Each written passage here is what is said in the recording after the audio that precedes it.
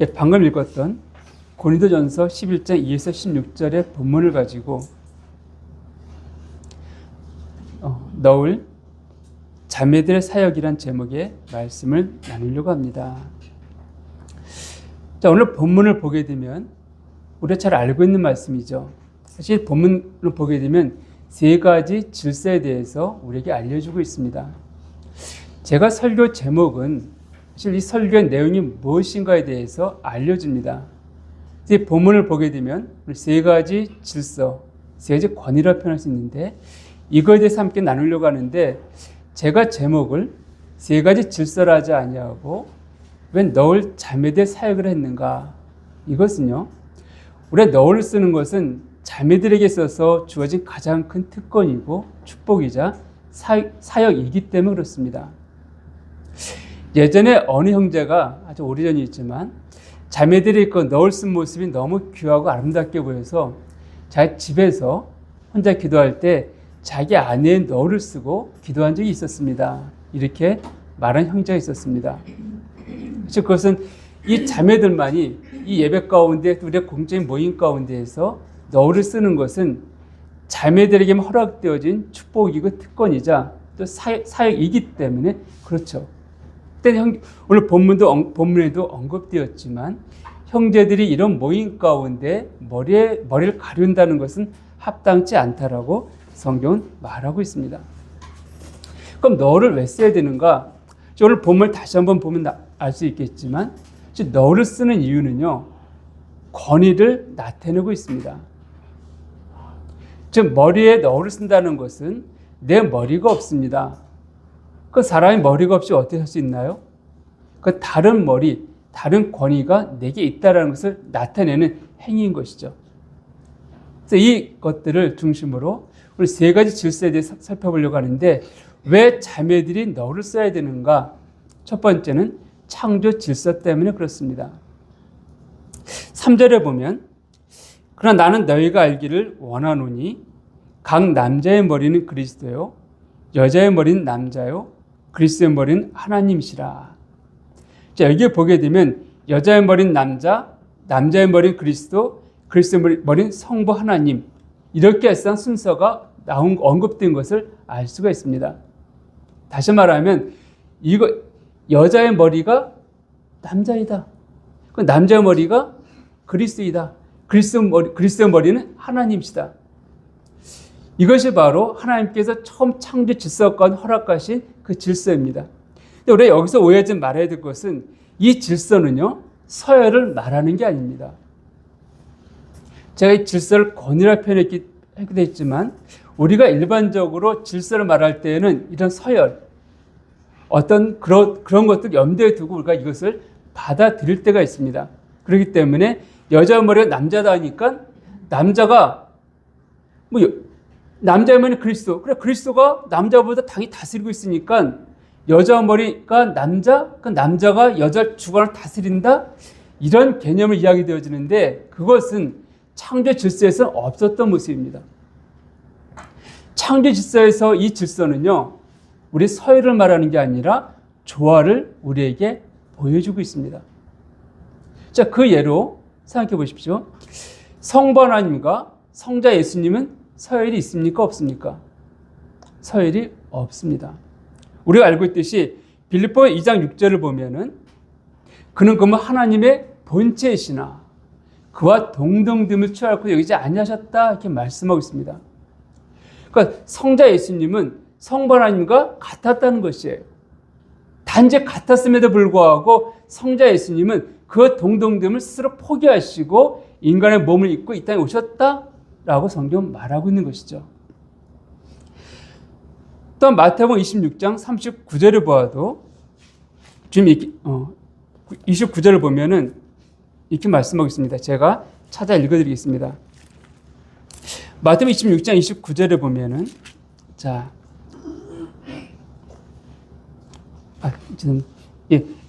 마태복음 10장 30절을 보면은 제가 잘못 말씀드렸는데 죄송합니다. 요한복음 10장 30절을 제가 오늘 잠깐만 제가 죄송한데 요한복음 10장 30절입니다. 자, 여기 보면은 나와 아버지는 하나이니라 하신대. 나와 아버지는 하나다. 이게 성경은 말씀하고 있습니다.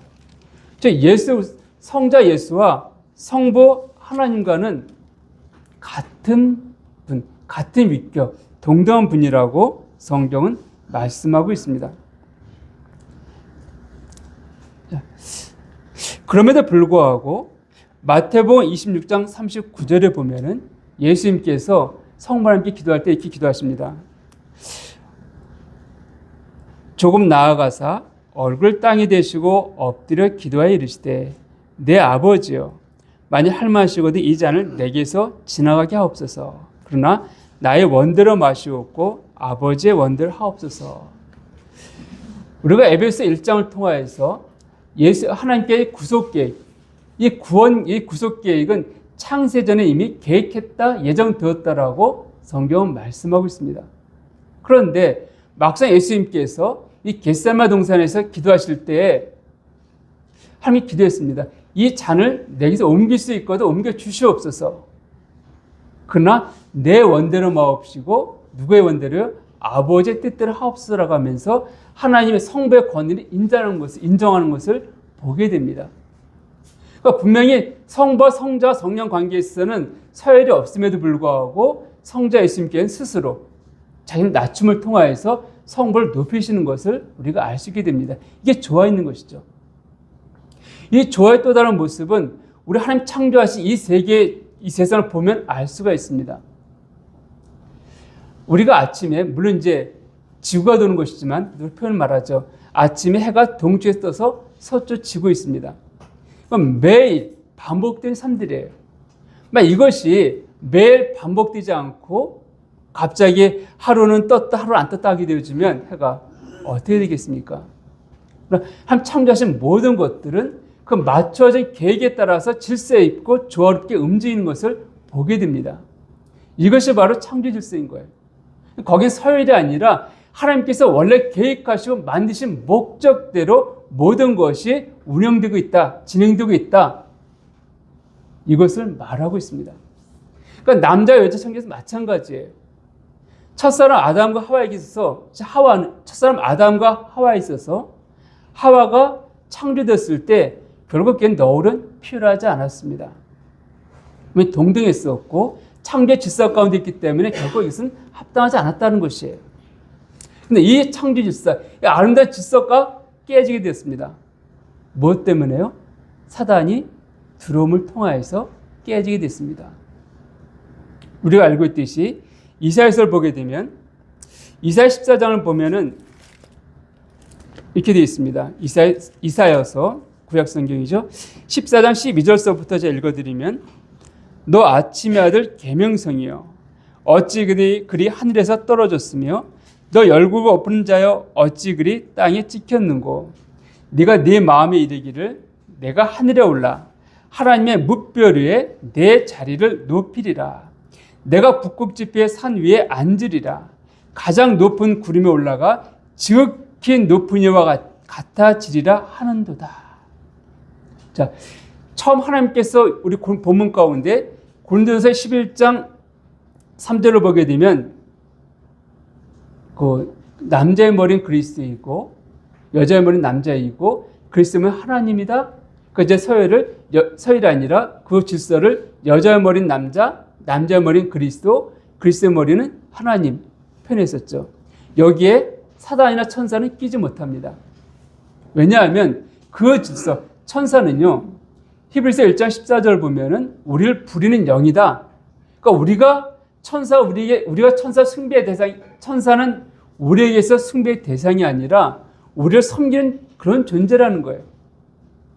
그러니까 질서상 볼 때 우리의 밑에 있는 것이 천사입니다. 사단은요, 타락한 천사의 타락해서 사단이 되어졌습니다. 이 사단을 루시퍼라는데 그건 잘못된 표현입니다. 하나님은요, 결코 사단의 이름을 허락하지 않았습니다. 그것을 잘못된 성경 번역에서 루시퍼 이름을 호칭하고 있는데 우리가 어떤 사람 이름을 한다는 것은 굉장히 친밀하고 그걸 높여주는 의미입니다. 근데 하나님은 사단의 이름을 주지 않았습니다. 오히려 그 사단에게 거짓의 아비, 멸망하는 자 이렇게 불려지를 원하고 있습니다. 그런데 분명히 우리가 사단은 루시퍼처럼 잘못된 것을 거듭 말씀드리고요. 이 사단에 있어서는 이 타락한 천사이죠. 서열 가운데 이 질서가 들어올 수가 없었습니다. 밑에 있는 존재예요. 근데 그런 천사가 어떻게 했습니까? 이사야서 보게 되니까 내가 내 마음에 이르기를 내가 하늘에 올라 하나님의 무별에 내 자리를 높이리라. 내가 북극지폐의 산 위에 앉으리라. 가장 높은 구름에 올라가 지극히 높은 이와 같아지려 하는도다. 누굴 말합니까? 하나님과 같아지겠다. 하나님에 계신 북극지폐의 산상에 내가 앉겠다. 사단의 교만함이죠. 이것이 창조 질서 가운데 들어오게 되었습니다. 하나님께서는 이 질서를 확인하기 위해서 우리가 고린도전서를 다시 한번 보게 되면, 자,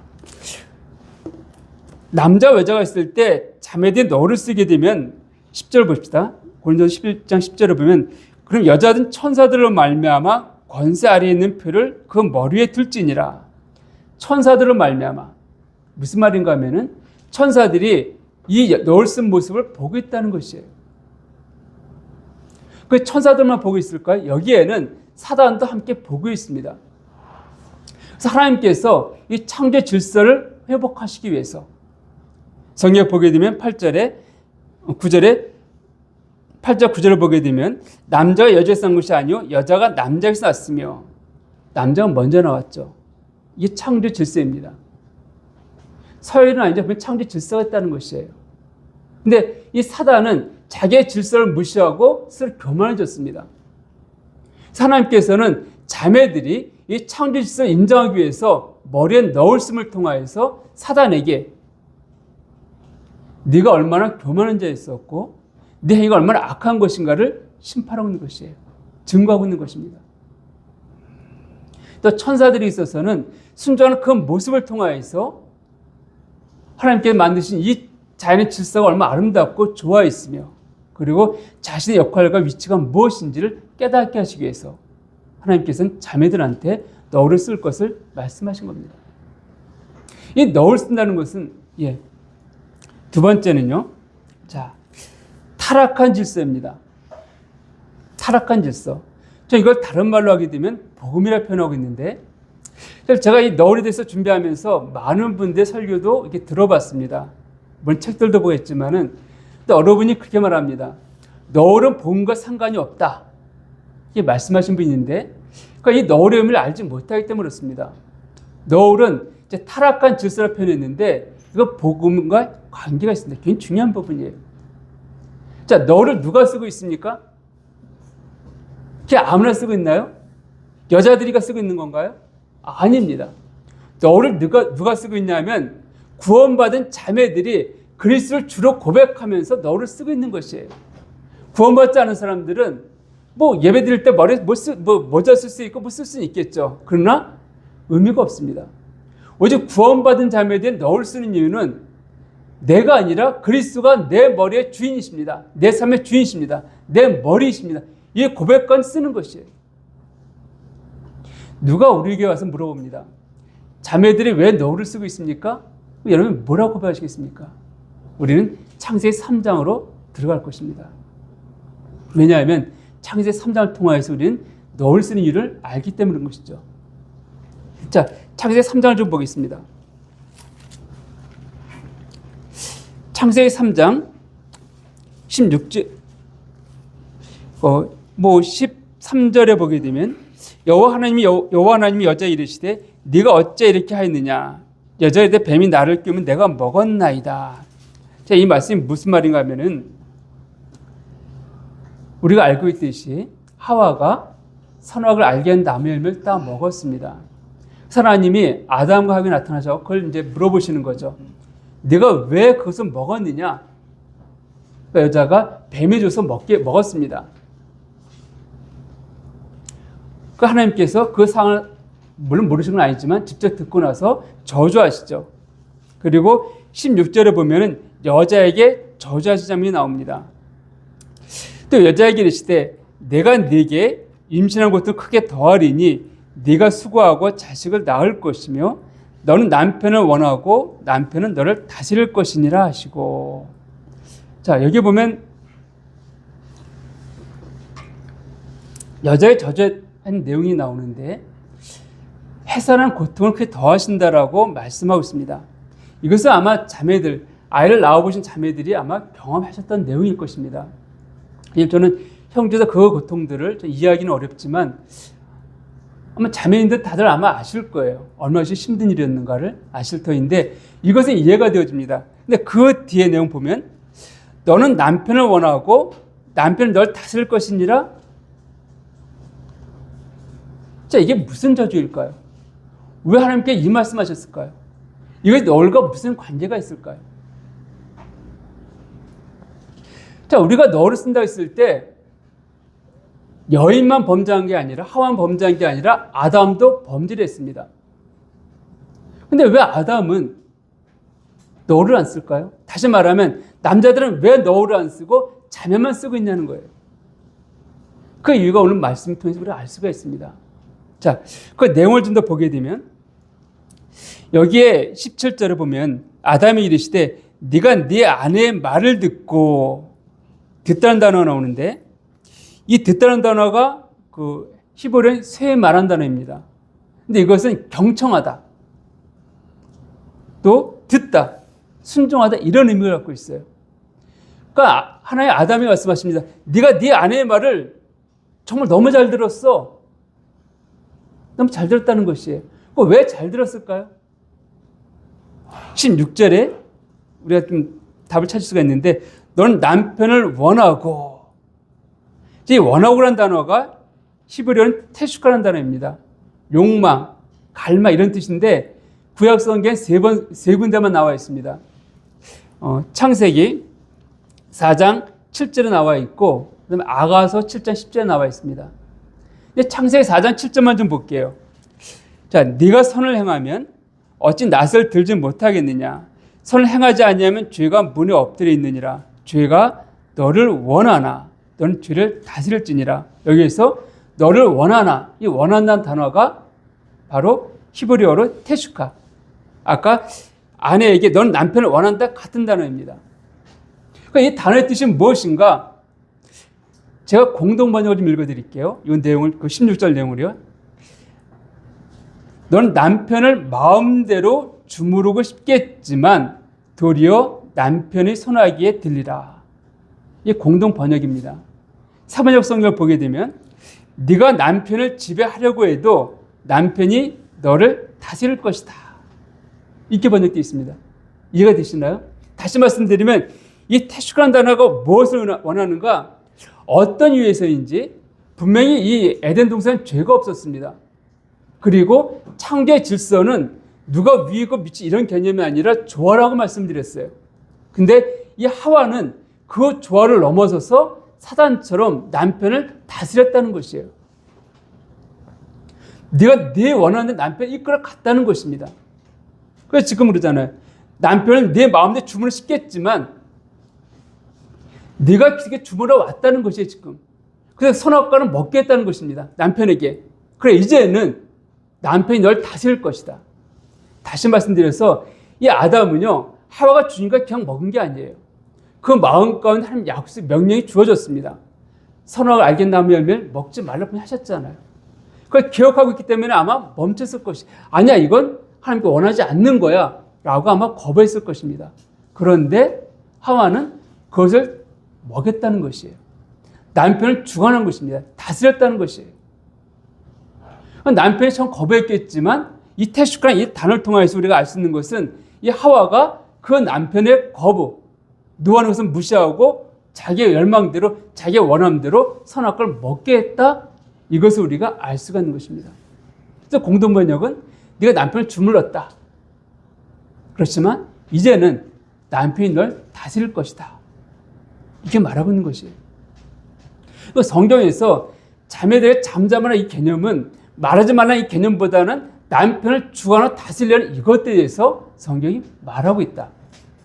이렇게 염두에 두시면 될 것입니다. 그래서 어쨌든 간에 자, 아담도 범죄했지만 그 아담의 범죄는 하와가 아담에게 그것을 강요했기 때문에 나타난 결과들이에요.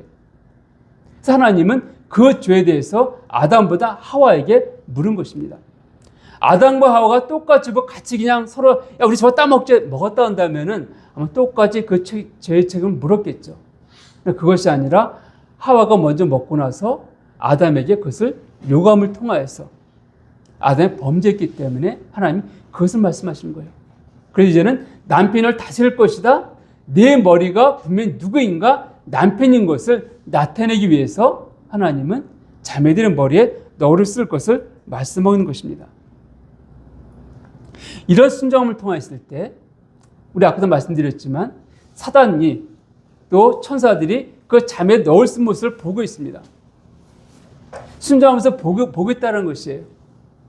사단은 즉 너를 쓰는 것들이 사실 불편하긴 합니다.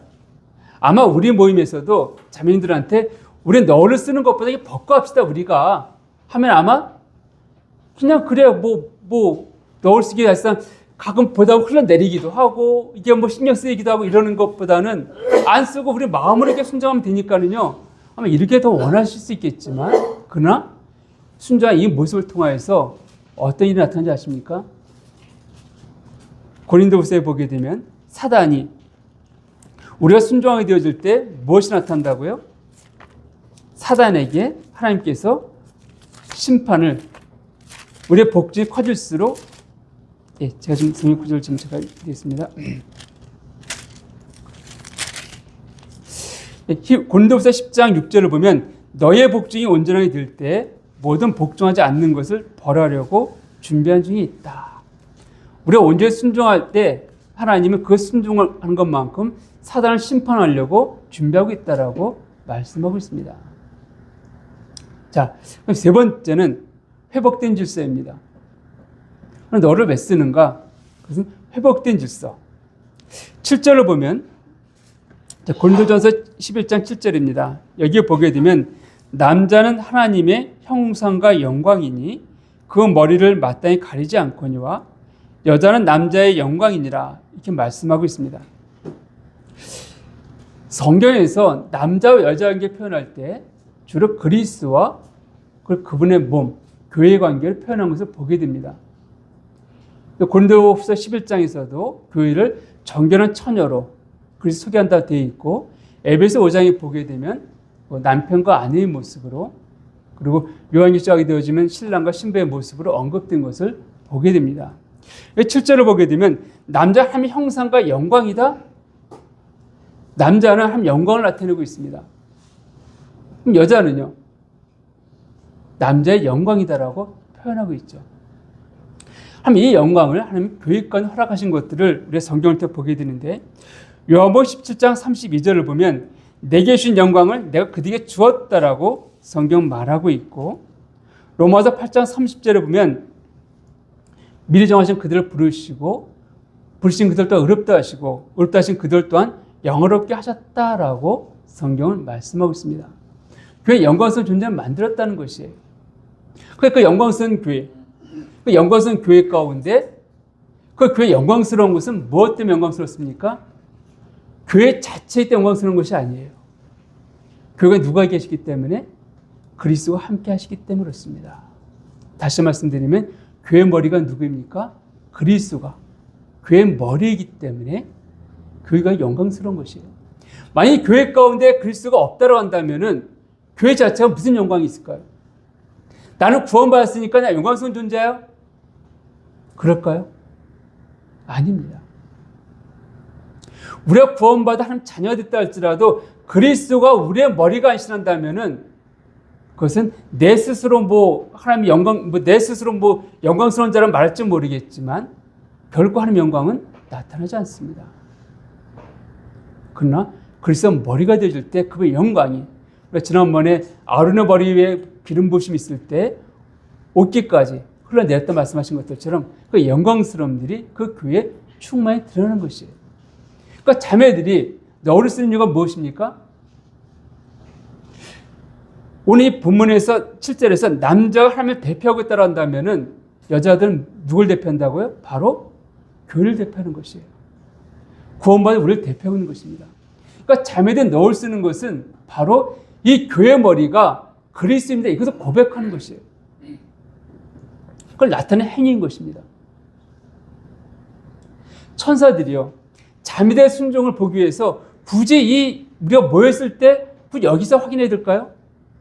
우리의 순종을 보기 원한다고 한다면 어찌 보면은 이 자리에 모였을 때보다 우리의 개인적 삶들 통해서 네가 교회에서 모이지 않고 따로 있을 때 과연 순종하는가 내가 보겠다? 아마 이랬을 거예요. 그러나 이 천사들이 우리가 모여있을 때 그 자리에 함께 보고 있는 것은 무엇을 보기 원함입니까? 단지 자매들의 순종이 아니에요. 자매들이 교회를 대표해 순종하는 그 모습을 보고자 하고 있는 것이에요. 즉, 교회가 어떻게 그리스도를 머리로 고백하며 순종하고 있는 것인가, 그것을 보고자 그들 이곳에 함께하고 있는 것입니다. 우리 예배관 누가 함께 하십니까? 하나님 함께 하십니다. 그래서 그 예배 자리관 누가 보고 있습니까? 천사들이 보고 있는 것이에요. 그러니까 자매들은 머리에 넣을 심을 통하여서 내 머리가, 또한 교회 머리가 오직 그리스도이십니다. 다시 말로 하면 그리스도가 인도하시는 우리는 따라가겠습니다. 주께서 원하시는 대로 우리는 그런 삶을 살겠습니다. 그 고백들, 그 행위들을 너울 통해서 나타내고 있는 것이에요. 그렇기 때문에 너울은 자매들이 있어서 가장 큰 특권이자 사역이라고 말씀드렸습니다. 그래서 우리가 너울을 쓰고 있는 것이에요. 별거 아닌 것 같지만, 별거 아닌 것 같은 그 행위가 하나님 보시는 가장 귀한 것이고, 천사들은 그 모습을 보고 흠모하면서 바라보겠다라고 성경은 말하고 있습니다. 왜냐하면 순종이 그 안에 있기 때문이었습니다. 순종이 있기 때문인 것이에요. 우리의 순종이 얼마나 아름답습니까? 마찬가지로 자매들의 순종이 그 너울 통해 나타나기 때문에 하나님 그것을 가장 귀하게 보시고 하나님께서 그 자리를, 그 사역들을 축복하신 것입니다. 그렇기 때문에 우리가 너울을 쓰고 있는 것이에요. 형제는 그 너울 쓴 자매를 보면서 내가 자매의 머리라 이 고백이 아니라 나도 자매와 함께, 교회잖아요. 교회는 자매들만 교회가 아닙니다. 형제들 그 안에 포함되어 있기 때문에 나도 그 자매와 함께 너울을 쓰고 있다는 것이에요. 다시 말씀드리면 내 머리가 그리스도와 함께 고백하고 있는 것입니다. 누굴 통해서요? 자매들 통해서 고백하고 있는 것입니다. 저는 우리가 매주 이 만찬을 다하면서 주의 죽으심과 다시 오심을 우리가 기념하고 기억하게 되어지는데 참 감사해요. 오늘 한 형제가 좀 바쁘게 살았다는 말을 고백하고 있는데, 우리가 바쁘게 살다 보면은 주의 다시 오심에 대해서 우리가 잊어버릴 때가 종종 있습니다. 이게 분장이 왔는데 이 아침 떡과 잔을 딱 대할 때 다시 한번 내 마음을 새롭게 하면서, 그래, 주님께 나를 죽으셨구나. 그게 다시 오시는구나. 그날들이 멀지 않았구나. 이런 고백들을 하면서 다시금 마음을 새롭게 할 수가 있었습니다. 너울도 마찬가지예요. 우리가 그것을 씀을 통하여서, 또 그 쓴 자매를 통해서 함께 고백함을 통하여서 내 머리가 주님 당신이십니다. 이것들 고백하는 그것들이에요. 그래서 자매 너울은 굉장히 귀한 사역들이자 특권입니다. 자, 그럼에도 불구하고 왜 어떤 사람들은 너울을 쓰지 않고 있는가? 근데 왜 쓰지 않는가? 많은 이유들은요, 우리가 좀 일반적인 교회에서는 거의 성공회를 빼놓고선 쓰지 않고 할 수 있는데, 왜 많은 교회에 쓰지 않고 있는가? 그것은 그 시대의 문화로 치부하고 있기 때문이었습니다. 심지어는 율법이다 이렇게 말씀하신 분도 있어요. 이게 무슨 말인가 하면, 이 너울을 쓴 것은 고린도 교회 문화이지 다른 교회는 쓰지 않았어. 그렇기 때문에 이거 고린도 교회만 국한된 것이고 우리에게는 상관이 없는 말씀이다. 이게 말씀하시는 분들이 있습니다. 자, 그런데요, 사도 바울이 세웠던 교회가 성경에 나와 있는 교회만 5군데입니다. 안디옥 교회, 그리고 빌립보 교회, 갈라디아 교회, 고린도 교회, 이렇게 5개 교회가 언급되어지는데, 하나님께 이 고린도 교회에만 이 너울을 쓸 것을 말했고 사도 바울이 다른 교회는 하지 않았을까요? 우리 11장 2절 봅시다. 너희가 모든 일에 나를 기억하고 또 내가 너에게 전해준 대로 그 전통, 이게 다른 성경 교훈으로 되어 있는데, 그 전통, 그 교훈을 너희가 지킴으로 너희를 칭찬한다. 굉장히 귀한 전통이라는 거예요. 교훈이라는 것이에요. 근데 이 귀한 이것을 고린도 교회에만 이 진리를 말하고 다른 교회는 언급하지 않았을까요? 그렇지 않았다는 것이죠. 왜냐하면 더 확실할 수 있는 것은 16절에 우리에게는 하나님의 모든 교회라 표현했기 때문에 이 내용은 이 고린도 교회에 국한된 것이 아니라 사도 바울이 전했던 모든 교회였었고 뭐 사도 바울만 전했던 교회였을까? 그렇지 않다는 것이죠. 만약 그랬다 한다면 고린도전서 1장에 나와 있듯이 게바파 있고 뭐 아볼파 있고 바울파 있는데 아마 교회들마다 사도 바울 세웠던 교회가 있고 다른 사도가 세운 교회들이 있어갖고 서로가 달랐을 것이에요. 가르침이 달랐을 것입니다. 그럼 굉장히 혼란스러웠겠죠. 그래서 이것은 그 시대에 있는 모든 교회 가운데 주어진 일들이었다는 것이에요. 이 전통은 언제까지 그럼 그 초대교회만 있었는가? 그렇지 않습니다. 초대교회 자료 교의사이죠. 그 자료부터 시작해서 쭉 살펴보게 되면은 뭐 그냥 그 초대교회를 넘어갔어요. 우리 일반 알고 있는 사람들 이름을 대봅시다. 우리 그 신교 개신교에서나 카톨릭 말이 뭐 좋아하진 않지만 그들이 인정하는 가장 위대한 신학자가 있습니다. 어거스틴이라는 사람이 있습니다. 그 어거스틴도 너를 쓸 거에서 언급을 했습니다. 그리고 종교개혁자 마틴 루터 이분도 너를 쓸 것을 언급했습니다. 근데 마틴 루터는 신부에다 개종했으니까 그래 그럴 수 있어 할 수 있습니다. 그러면 장로의 창시자였던 존 칼빈도 그의 주석을 보게 되면 너를 쓰는 것이 옳다라고 언급하고 있습니다. 장로교만 있을까요? 감리교의 창시였던 존 웨슬레이도 너를 쓰는 것이 옳다라고 말했습니다. 그러니까 성경 교회사를 보게 되어지면 100여 년 전까지는 모든 교회, 모든 교파를 초월해서 너를 쓰는 것을 당연시 여겼습니다.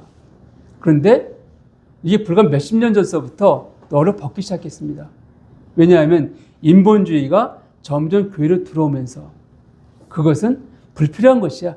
굳이 쓰면 우리가 마음으로 순종하면 되어지지 마음으로 그리스도가 내 머리이고 이것을 인정하면 되어지지 굳이 쓸 필요가 있어? 뭐가 복잡하게 왜 그래? 이런 가르침들이 은히 퍼져나가면서 그리고 우리가 만찬을 대하는 것도 마찬가지죠.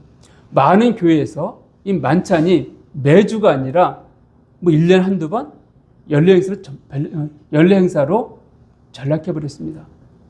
왜냐하면 그 시간 많이 가는데 굳이 뭐 매주 할 필요가 있어? 감동도 별로 없는데 그냥 1년에 한 번이나 두 번 정도를 하자. 우리가 이렇게 바뀌어주겠다는 것이에요. 근데 초대교회를 보게 되면 그들은 매일같이 떡을 뗐다 되어 있고 또 떡을 떼서 모였다라고 성경 언급하고 있습니다. 그러한 이 떡과 잔을 통해서 이 너를 통해서 주는 그 교훈과 진리가 명확함에도 불구하고 그 유익이 명확함에도 불구하고 단지 내가 편하기 위해서 그래서 거부한다는 것은 합당치 않을 것입니다. 두 번째는 4절과 13절을 보면 물은 남자로서 머리에 무엇을 쓰고 기도나 예언을 하는 자는 그 머리를 욕되게 하는 것이요 물이 여자로서 머리에 쓴 것을 벗고 기도나 예언을 하는 자는 그 머리를 욕되게 하는 것이니 이는 머리를 민 것과 다름이 없습니다. 또 13절에 보면은 너희는 스스로 판단하라. 여자가 머리를 가리지 않고 하나님께 기도하는 것이 마땅하냐. 자, 이 내용을 보게 되면 여자가 머리에 쓰지 않고 예언, 다시 말하면 설교죠. 설교를 하는 거는 기도하는 거 마땅치 않다. 그러니까 기도하려면은 쓰고 해라. 이런 의미로 우리가 이해할 수가 있습니다. 그래서 어떤 교회는 이렇게 말합니다. 자, 이렇게 말하고 있지 않느냐? 그러니까 자매들이 설교하지 않고 기도하지 않을 때에는 굳이 쓸 필요가 없다. 이렇게 가르치는 교회들이 좀 있습니다. 근데 저 그분들에게 이렇게 질문하고 싶어요. 자, 그러면은 자매님들이 예배 가운데 너를 쓰고 기도하면은 허락하시겠습니까? 자매님들이 너를 쓰고 설교하면 허락하시겠습니까? 물어보면은 그건 단호히 아니죠. 성경에 보면 또 이렇게 되어 있습니다. 자, 성경 좀 보실까요? 여기 14장, 고린도전서 14장 보니까 이렇게 되어 있지 않습니까? 14장 34절을 보니까는 여자는 교회에서 잠잠하라. 그들은 말하는 것을 허락함이 없나니 이렇게 되어 있기 때문에 너를 쓴다 하더라도 기도하거나 설교해서는 안 됩니다. 그렇게 말할 것이에요. 자, 그러면은 사도 바울이 아니 11장에서는 너를 벗고 기도하는 건 잘못되어 있다, 부끄럽다. 이게 말하는 의미는요. 다시 말하면 너를 쓰고 기도하고 예언 설교하는 건 괜찮다 이런 의미로 받아들여지는데 14장 가니까 말하면 안 돼, 설교하면 안 돼, 기도하면 안 돼. 자매들은 아니 뭐 얼마 지나지도 않았는데 그렇게 달라졌을까요?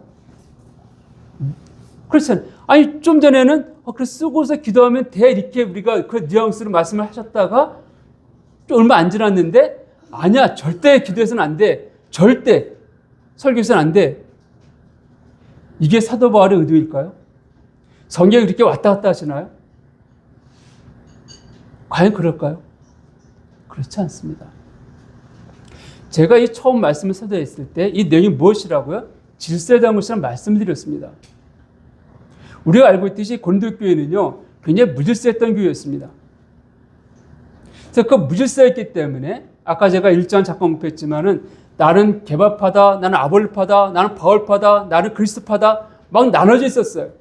그래서 서로 네가 잘나지, 내가 서로 싸우고 있다 이런 교회였습니다. 이런 다툼 가운데 자매들도 그대 몫을 높이면서 이것이 옳다 저것이 옳다 함께 동참했다는 것이에요. 이런 상황 가운데 사도 바울이 언급하고 있는 것입니다. 자, 자매들 너를 쓰라 이 개념은 무엇입니까?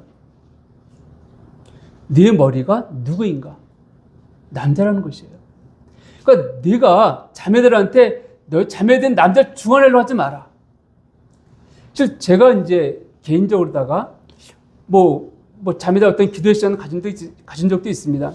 또 어떤 자매의 기도는 정말 어느 형제의 기도 못지않게 화답이 될 때가 있습니다. 어떤 자매의 가르침이나 또 어떤 내용을 들어보면은 정말 누구 못지않게 잘 가르치는 이런 자매님들도 있어요. 그런 은사가 뛰어난 자매님들 분이 존재합니다. 그래서 그런 자매들이 이 고린도교회에서는 형제들을 무시하고 내가 말씀을 더 잘 이해하고 있고 더 잘 전할 수 있어. 내가 더 기도의 능력이 있어. 이런 상황 가운데 무질서 혼란했기 때문에 사도 바울은 자매들에게 자매들 머리가 누구인가를 기억하라는 것이죠. 이걸 11장에 말씀하고 있는 것이에요. 그럼 나아가서 어쨌든 간에 내가 남편을 다스리려 하는 그 모든 것들, 남자를 좋아하는 그 모든 것에 대해서 너희가 멈추라는 것입니다. 잠잠하라 이 개념은 그것을 멈추라는 것이에요. 그러니까 일관성이 없는 게 일관성 있게 사도 바울은 말하고 있는 것입니다. 무엇을 말하고 있습니까? 자매들한테 남자를 주관하는 그 모든 것에 대해서 멈추라는 것이에요. 이것은 우리가 모여있을 때만이 아니라 개인적인 가정에서도 마찬가지입니다. 그래서 말씀드리지만 진짜 자매들이 탁월한 자매들 많이 있습니다. 그러나 최종 결정은 누구에게 있어야 된다고요? 형제에게 있어야 될 것을 일관되게 말씀드린 것이에요. 아내가 내 말이 옳으면 내 뜻대로 해라고 끌고 가는 것이 아니라 어쨌든 남편 있는 자가 그 모든 걸 듣고서 최종 판단할 수 있게 도와주는 게 누구입니까? 아내의 역할이에요. 회사에서는 비서의 역할이죠. 그것을요. 참모 역할이기도 합니다. 그 역할이 자매의 역할입니다. 근데 결정권자는 누구인가? 바로 남편이고 남편을 머리 인전 태도인 것이죠. 그것이요. 그 성경 일관되게 그것을 강조하고 있는 것입니다. 그런데 단순하게 11절 요 단어만 요 말씀 요 구절만 갖고서 자매들은 기도하지 않으니까 예배 때 너를 안 써도 돼. 설교하지 않으니까 너를 안 써도 돼. 이런 가르침은 이 성경의 가르침 왜곡해서 말하고 있는 것입니다. 그냥 자매들 있던 그 가장 큰 축복이자 특권이자 사역인 그 사역들을 멈추게 하는 잘못된 가르침인 것을 알게 됩니다. 자, 세 번째는 15절에 보면 이렇게 되어 있습니다. 만일 여자가 긴 머리가 있으면 자기에게 영광이 되나니 긴 머리는 가리는 것을 대신하여 주셨기 때문이다. 자, 자매들에게 긴 머리가 있으면 뭐 가리는 건 너울 대신 긴 머리를 주셨기 때문에 안 써도 된다 이렇게 말씀하신 분들도 있습니다. 저는 그분들한테 긴 머리의 기준이 어디까지인지 물어보고 싶긴 해요. 어디까지면 긴 머리이고 어디가 짧으면 물어보고 싶은데, 자, 그 앞에 봅시다. 6절을 보면은 만일 여자가 머리를 가리지 않거든 깎을 것이요 만일 깎거나 미는 것이 여자의 부끄러움이 되거든 가릴지니라. 6절에 보게 되면 여자가 머리를 가리지 않을거든 너를 쓰지 않으려면 깎으라는 것이에요. 깎는 것이 부끄러움이 되어지면 가리라. 너를 써라. 이렇게 되어 있는데 갑자기 15절에 보게 되면 긴 머리가 있으면 안 써도 돼. 아까 11장과 14장 조금 뒤에 있는 내용이에요. 그 자매들이 머리에 넣을 쓰고 기도할 이 부분들은 이건 같은 장에서 나와 있는 부분입니다. 사도 바울이 뭐 방금 말하고서 뒤에 가서 그러면 안 써도 돼 이렇게 말했을까요? 성경에 그런 것을 얘기하고 있을까요? 그렇지 않겠죠. 성경은 일관성이 있습니다. 그러니까 이것을 어떻게 이해될 것인가? 이 가리는 것을 대신하여라는 단어가 있는데 대신하는 단어가 헬라어로 안티라는 단어입니다. 안티. 근데 이 단어의 뜻은요, 가린다는 의미도 있지만은 위하여라는 의미도 있습니다. 그러면 다시 한번 읽어봅시다. 자, 만약 여자가 긴 머리가 있으면 자기에게 영광이 되나니 긴 머리는 가리는 것을 위하여 주셨기 때문이다. 이해가 되십니까? 긴 머리는 무엇이라고? 자기에게 영광이 되어집니다. 자매님들에게서 긴 머리는 영광이 되어집니다. 그런데요, 그 영광이 되어지는 것이 하나님 앞에 나왔을 때 난 영광스럽습니다 하고 내 머리를 자랑해야 될까요? 나를 자랑하는 것이 합당합니까? 아니면은 하나님 앞에서 내 영광을 가려우는 것이 합당합니까? 어느 쪽이 합당한가요? 우리가 하나님 앞에서 내설 영광이 무엇이 있을까요? 아무것도 없지 않습니까? 혹 있다 할지라도 하나님 앞에 나왔을 때에는 우리의 영광을 가리는 것이 마땅할 것입니다. 그래서 긴 머리는 가리는 것, 너를 대신 주어진 것이 아니라 긴 머리가 주어진 것은 너를 쓰기 위해서 주어졌다. 이 안티라는 단어가 바로 제가 위하여라는 단어 말씀드렸는데 마태복음 17장 27절에서 위하여로 번역된 것을 우리가 볼 수가 있습니다. 마태복음 17장 27절 제가 찾아 읽어드리면은, 자, 그러나 우리가 그들이 실족하지 않게 하기 위하여 네가 바다에서 낚시를 던져 먼저 우리는 고기를 가져 입을 열면 돈 한 세기를 얻을 것이니 가져다가 나와 너를 위하여 주라 하시니라. 여기에서 우리가 그들이 실족하지 않게 하기 위하여 이 단어가 안티라는 단어가 쓰여졌습니다. 여기에 그들이 실족하지 않게 하기 대신하여, 실족하지 않게 대신하여, 안 맞죠? 위하여라는 단어가 자연스럽습니다. 그렇기 때문에 우리 성경에서는 가리는 것 대신하여로 번역되어 있지만은 이것을 위하여라는 것을 위하여로 번역하게 되어지면 전혀 문제가 없습니다. 그러니까 성경에 오류가 있는 것이 아니라 번역하면서 이 번역한 그 차이인 거예요.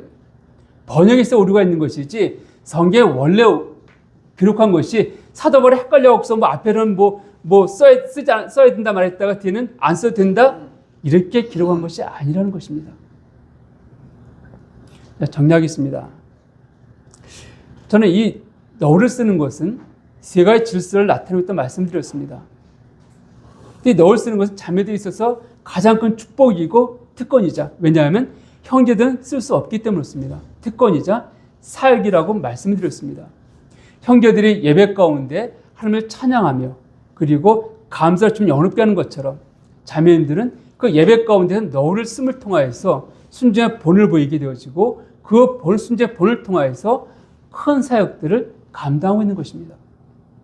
근데 그것을 어떤 이유든지 간에 벗게 하는 것은 합당치 않습니다. 자매에 주어진 큰 축복과 특권을 잃어버리게 만드는 것이에요. 개인적으로 봤을 때 참 넣을 때는 자매 넣을 수는 아까 불편한 말씀드렸지만은 혹시 사람들이 왔을 때 혹시 불편하지 않을까 하는 마음들도 없지 않아 있었습니다. 그러나 이 너울의 의미를 알면 알수록 너무 귀했기 때문에 여러분, 우리가 모이는 이유가 누구 때문에 모이고 있습니까?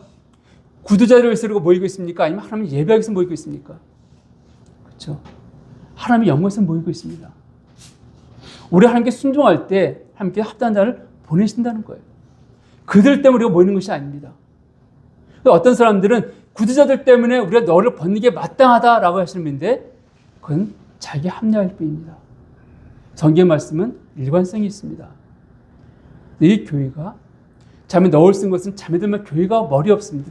다시 한번 교회 머리가 그리스도를 고백하는 행위라고 말씀드렸는데 다시 한번 우리 예배 가운데에서 우리가 머리가 누구인지를 확인하고 고백하는, 그리고 매주 모일 때마다 자매 너울씀을 통하여서 내 머리가 그리스도를 고백하는 저와 여러분이 되기 원하고, 그리고 이 교회가 매 순간마다 그래서 고백하며 우리의 머리, 이 교회 머리가 그리스도를 고백하며 나아가는 그런 교회가 되기를 원합니다.